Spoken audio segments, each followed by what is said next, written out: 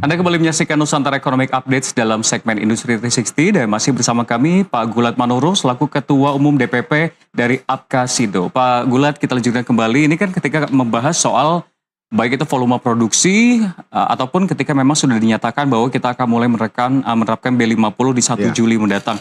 Ini menjadi hambatan sebetulnya dan menjadi pertanyaan dari petani adalah replanting dan juga peremajaan lahan sawit. Ini seperti apa, Pak? Iya.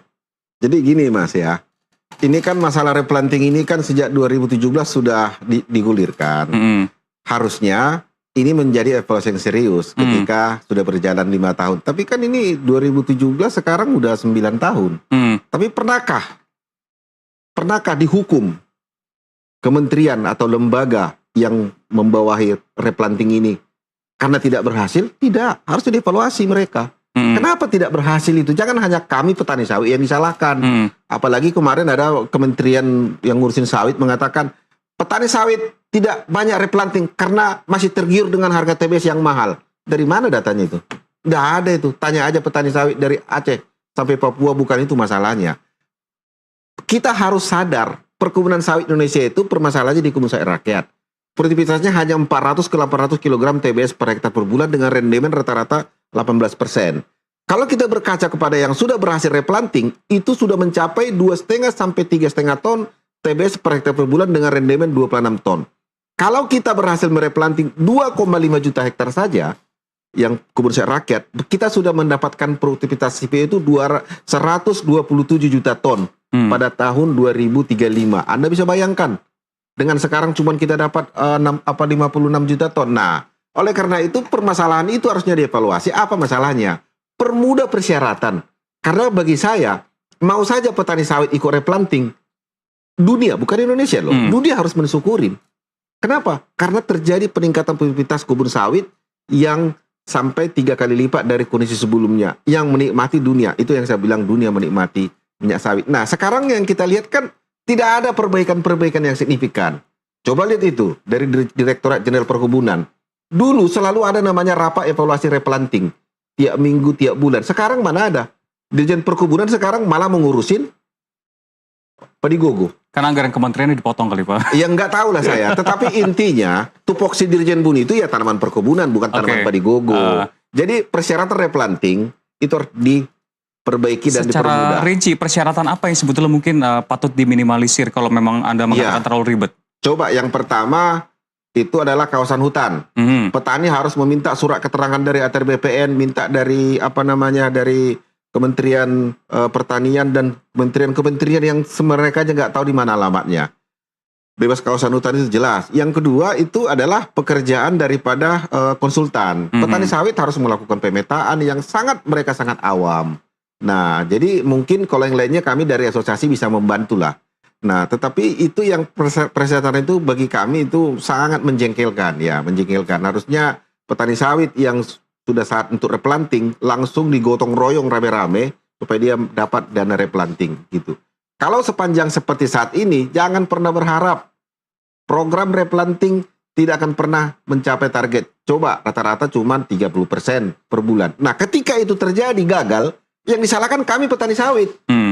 Petani nggak mau replanting karena harga sawit lagi bagus. Kita bandingkan ketika harga TBS tidak bagus dan harga TBS bagus. Apakah ketika harga TBS tidak bagus banyak replanting? Enggak juga. Apakah ketika harga TBS bagus banyak replanting? Hampir sama. Jadi bukan pembatas.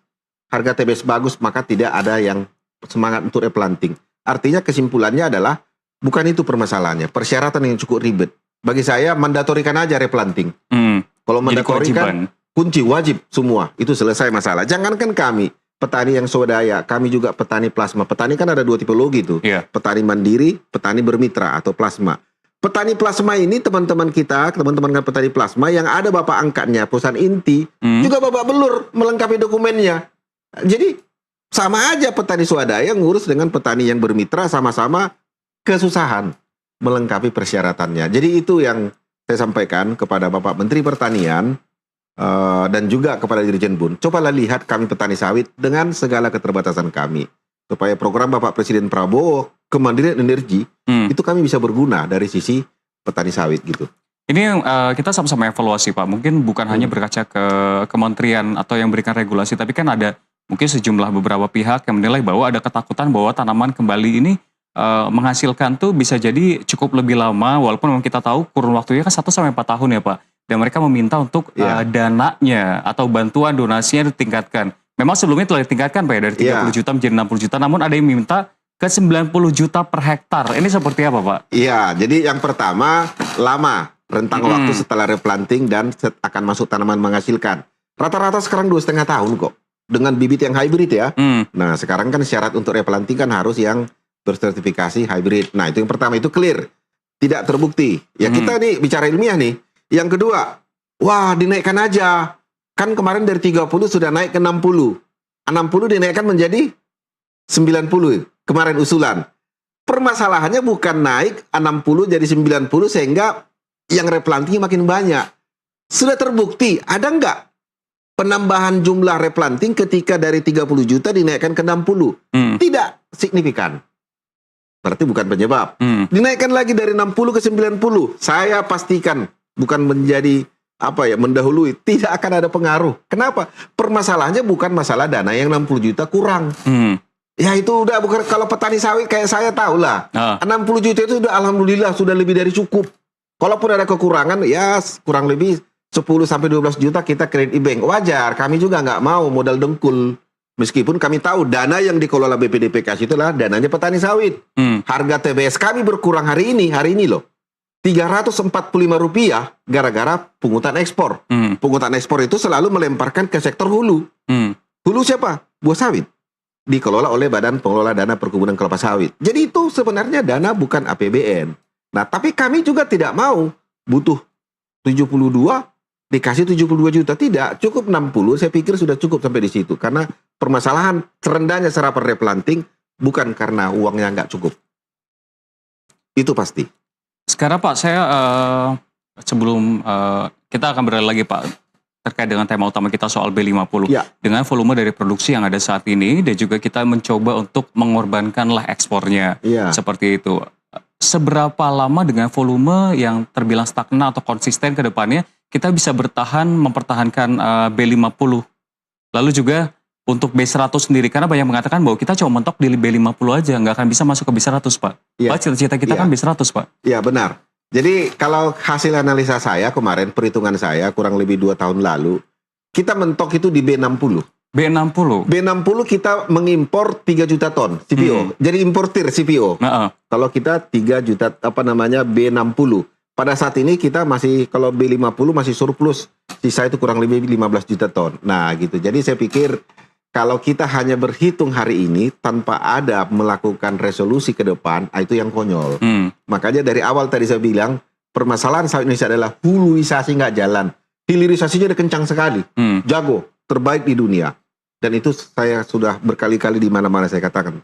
Yang penting kita sekarang perbaiki produktivitas kebun. Nggak perlu kita menambah luas lahan. Katakan menurut SK Menteri Pertanian itu 16,38 juta hektar. Udah, stop di situ aja.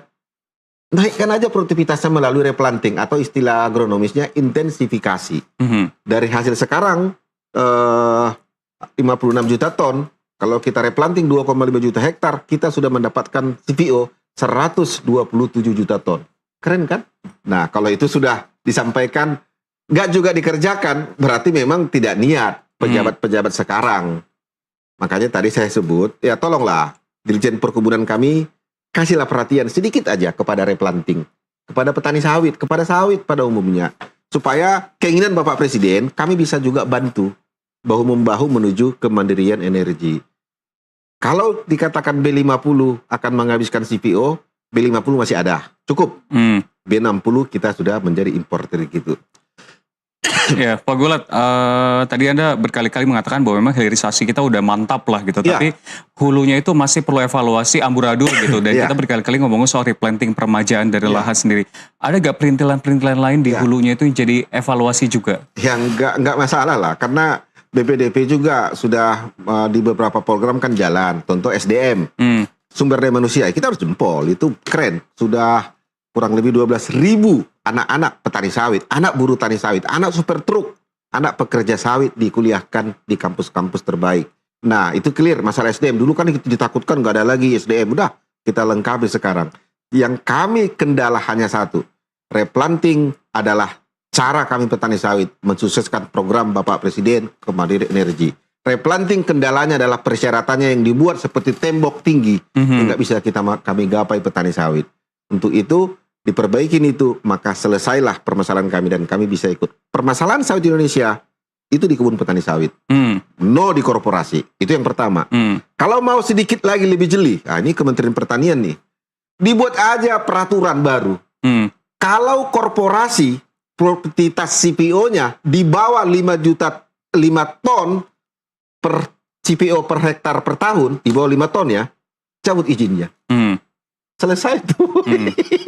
Lalu sekarang masa ada yang ngaku cuman 4 ton CPO, cuma 3,2 ton CPO per hektar per tahun. Masuk akal nggak? Masuk akal nggak? Nggak masuk akal. Saya orang pertanian, saya orang sawit.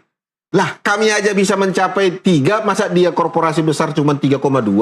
Opo iki? Jadi ada surat dari Menteri Pertanian atau Menteri Perindustrian bahwa CPO, produktivitas CPO-nya kalau di bawah 5 ton per hektar per tahun, cabut izin HGU-nya. Artinya apa? Sia-sia negara mengasih izin HGU kepada perusahaan itu kalau cuma segitu hasilnya. Kasih kepada orang yang lebih bisa. Saya pastikan keluar nanti angka sebenarnya 8 ton. Pak Gulat, ini akan menjadi pertanyaan saya, tapi ada dua pertanyaan sebetulnya. Kita nggak mau sebenarnya dikasih harapan palsu. Bilang tanggal 1 Juli nanti akan diterapkan B50. Tapi kan yang kita tahu sebetulnya kabarnya ini masih tahap uji jalan. Progresnya seperti apa? Apakah optimistis memang benar akan dijalankan di 1 Juli nanti? Dan yang kedua Pak, ini sama pertanyaan terakhir juga. Sebetulnya idealnya Indonesia itu seperti apa sih? Apakah menerapkan B50 masih bisa ekspor? Atau tidak mengatakan B60 tapi kita jadi importir? Ini kan kayak cukup dilematis. Iya, sebenarnya kita ini yang pura-pura bodoh aja. Jujur aja saya bilang. Sedangkan minyak jelantah bisa jadi aftur. Aftur pesawat. Lah kadang kalau pikir minyak jelantah aftur. Biodiesel dari minyak sawit. Lu kan lebih sensitif aftur. Kenapa dia bisa? Kenapa kita nggak bisa? Nah, di sini kalau dikatakan B50 uji layak memang itu bersifat teknis. Tapi saya sangat berkeyakinan B50 itu udah clear. Nah, tapi tetap ya, karena saya bukan ahli mesin ya. Kalau ditanya, tentu kebiasaan itu saya bandingkan dengan minyak jelantah. Laris manis dijual ke Korea, ke Eropa. Minyak asam tinggi juga dijual asallah bisa diekspor. Tetapi kok kita masih merengek-rengek B50, bisa nggak ya? Bisa nggak ya? Udah. Kalau memang nggak bisa, ganti mesinnya supaya bisa. Kita jangan diatur oleh perusahaan mesin. Mereka harus menyesuaikan. Nah, itu yang pertama. Yang kedua adalah masalah B50 ini bukan masalah bisa atau tidak bagi saya. Mau nggak? Mau dari segi ketersediaan, sudah tadi saya bilang. Cukup. Tapi jangan hanya cukup di sini. Kita harus perbaiki hulu cepat. Supaya bisa kembali normal kita ekspor. Yang kedua, mau nggak negara menggunakan B50 dengan konsekuensi politik yang selama ini banyak kepentingan di sana. Kalau itu kedua itu yang sudah oke, saya pikir clear, nggak masalah. Ngapain kita repot-repot mikirkan kemandirian energi lah, kalau kita punya energi yang tidak pernah habis. Kalau bila perlu, itu cangkang sawit kan banyak tuh. Sekarang kan orang lumba-lumba ekspor karena lebih laku di luar negeri. Tutup aja ekspornya itu. Itu digunakan sebagai sumber energi pembagar turbin-turbin ataupun namanya dibuat dalam briket arang. Wow, itu berlebih loh produktivitasnya itu. Kenapa kita ekspor tahan? Toh juga tidak banyak manfaat kok. Kalau harganya sama, tentu eksportir juga memilih dipakai dalam negeri. Gitu. Terakhir Pak, belum menjawab. Kita prefer mana? B50 tapi terekspor dengan kondisi memang kurun waktunya lama replanting, atau B60 tapi importir? Ya, kalau B50 itu kan bukan pilihan, kewajiban. Nggak usah lah. Kalau dibilang pilihan, saya pikir kalau kita ada pilihan lain, ini nggak ada pilihan. Kita harus B50. Toh juga kapal kita masih tertahan di Selat Hormuz. Makanya saya bilang, hati-hati loh. Itu perang di Iran itu, karena apa? Rebutan minyak fosil. 25%-nya dari sana. Coba bandingkan dengan Indonesia, produsen 60% minyak nabati sawit. 60% loh. Bisa-bisa nanti setelah Iran pindah ke Indonesia itu. Makanya kita harus menjaga geopolitik dan narasi Nusantara daripada sawit Indonesia. Udahlah, berhentilah kita saling menyalahkan. Faktanya sawit itu Indonesia gitu loh. Baik, dialog yang sangat menarik sekali pemirsa. Dialog bersama dengan Gulat Manurung selaku Ketua Umum DPP dari Apkasindo. Dan dialog tadi sekaligus menyudahi Nusantara Economic Updates pada hari ini. Saya Rian Antono, mewakili kerabat kerja yang bertugas mengucapkan terima kasih, selamat pagi dan sampai jumpa.